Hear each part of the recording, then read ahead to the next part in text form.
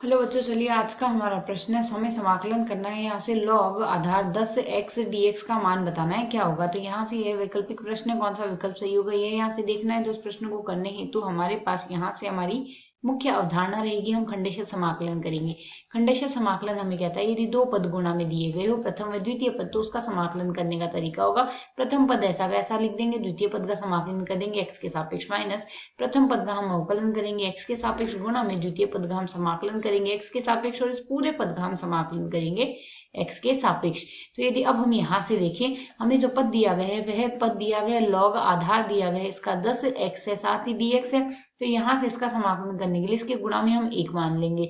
अब यहाँ से जो समाकलन में प्रथम व द्वितीय पद माने जाते हैं वह आइलेट के सूत्र के अनुसार माने जाते हैं। यहाँ आई होगा प्रतिलोम फलन, एल का अर्थ होता है लॉग का फलन, ए का होता है अर्थमेटिक फलन अर्थात x की घात n में, टी त्रिकोणमितीय फलन और ई होता है ई की घात में फलन। तो जैसा कि हम देख सकते हैं लॉग का फलन पहले आ रहा है तो यह आ गया पहला फलन, और एक हमारे पास बाद में आ रहा है तो यह एक आ गया द्वितीय फलन। अब खंडेशः समाकलन हम यहाँ से शुरू करते हैं। तो खंडेशः समाकलन शुरू करेंगे, प्रथम पद ऐसा वैसा लिख देंगे अर्थात log आधार 10 x लिख दिया, समाकलन कर देंगे x1 का x के सापेक्ष माइनस। अब हम यहाँ से log आधार 10 का अवकलन करेंगे x के सापेक्ष, साथ ही हम यहाँ से समाकलन कर देंगे x का x के सापेक्ष, और इस पूरे पद का हम यहाँ से समाकलन करेंगे x के सापेक्ष। तो यदि अब हम यहाँ से इसे सरल करें तो यह मान आ जाएगा dx का समाकलन x आ गया, log आधार 10 x आ जाएगा माइनस, इस पद का हम अवकलन करेंगे तो log आधार 10 x का अवकलन आएगा हमारे पास 1/x, log आधार आएगा ई 10 लिख देंगे, और x का समाकलन आ जाएगा x, इस पूरे पद का हमने समाकलन करना है x के सापेक्ष। तो जैसा कि हम यहाँ से देख सकते हैं x से हमारे पास x कट जाएगा, और समाकलन करने पर हमारे पास यहाँ से मान आएगा x log आधार 10 x आ गया माइनस में log ई 10 हम बाहर निकाल देते हैं, और x का हम समाकलन कर लेंगे x के सापेक्ष।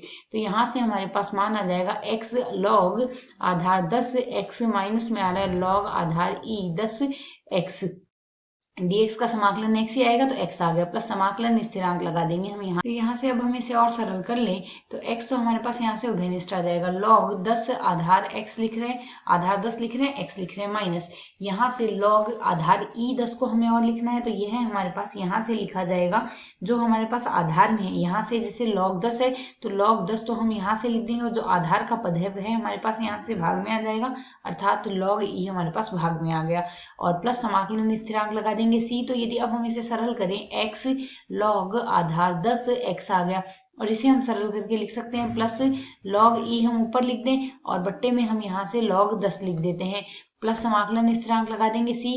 तो यदि हम इस पद को सरल करेंगे तो यह हमारे पास क्या लिखा जा सकता है x log आधार 10 x, और यह आ जाएगा log आधार 10 e।